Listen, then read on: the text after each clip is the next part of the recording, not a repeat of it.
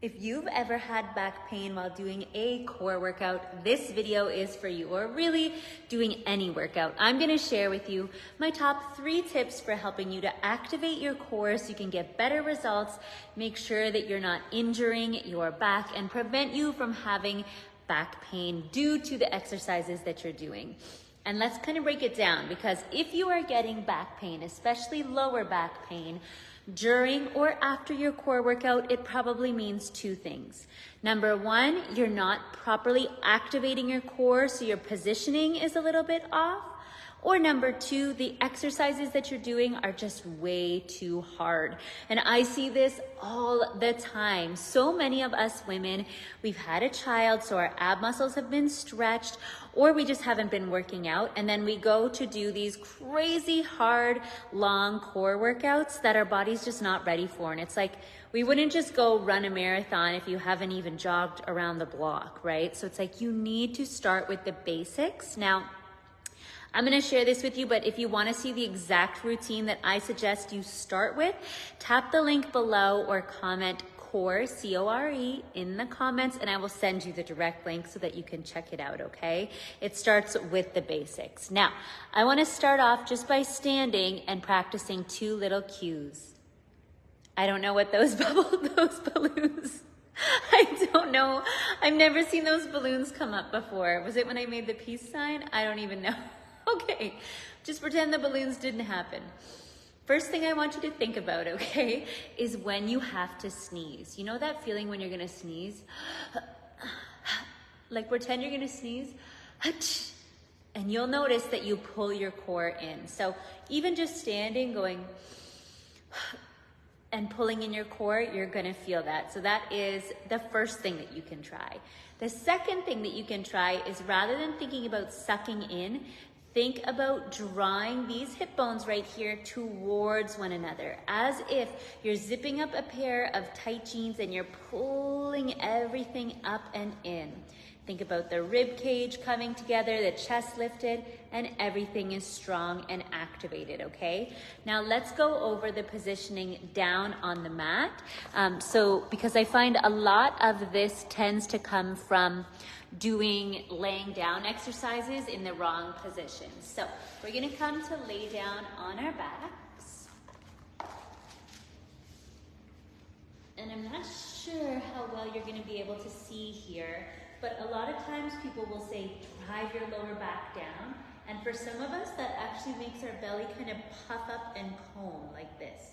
So instead of that, think about that same thing, like you're gonna sneeze, and think about these front hip bones drawing towards one another, pulling the rib cage in and down. So it's less about shoving your lower back down and more about just activating your core and pulling it in. And then whatever exercises you go to do, you're maintaining that position and not letting the back round and pop up. I see women doing leg raises with their backs moving all over the place, and you know, that's not really activating your core. Instead, you want to think about that pulling in, maintaining a neutral spine, and then lowering and lifting from there.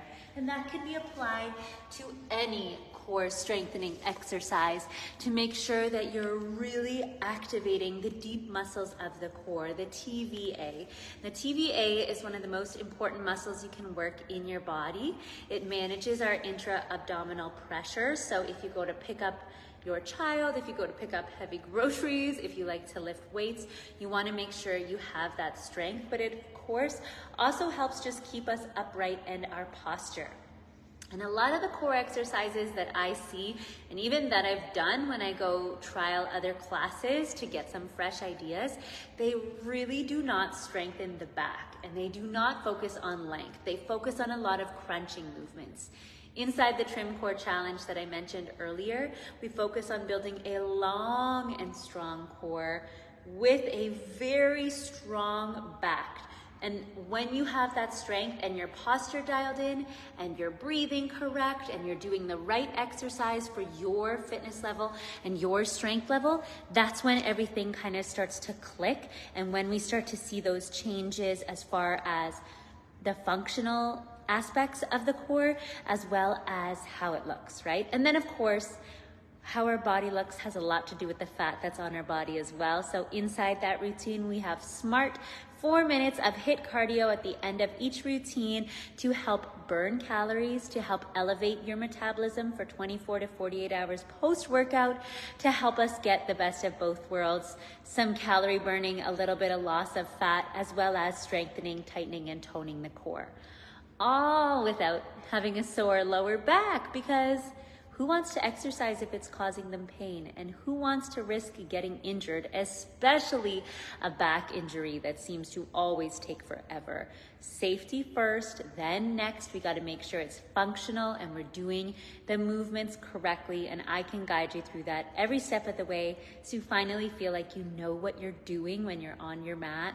And even if you go to other classes or anything like that, you know how to keep yourself safe, even if they're showing a super hard movement. And that's one thing that I notice while I'm in Florida. I always try and like sample some other workouts to just get some different ideas of what people are doing out there, see if I can learn something new that I can share with you.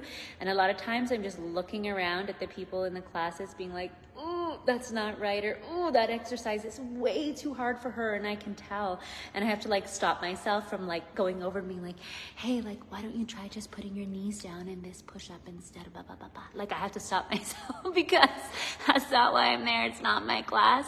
But if you know yourself how to regress, so make a movement easier, then you're really safe in any class, and you're not relying on what the instructor's teaching or having to guide you through, because you know exactly how to keep yourself safe and how to strengthen what you need. So yeah, I'm really excited for you to try the Follow Along from Home 15-minute core sculpting routine that is amazing for flattening, tightening, and slimming the belly, improving our posture, our flexibility, helping us to burn fat, and of course, most importantly, keeping us safe while we do all of that. I think you're really gonna love it, and I can't wait to see you on the mat. Big hugs, lots of love, bye-bye.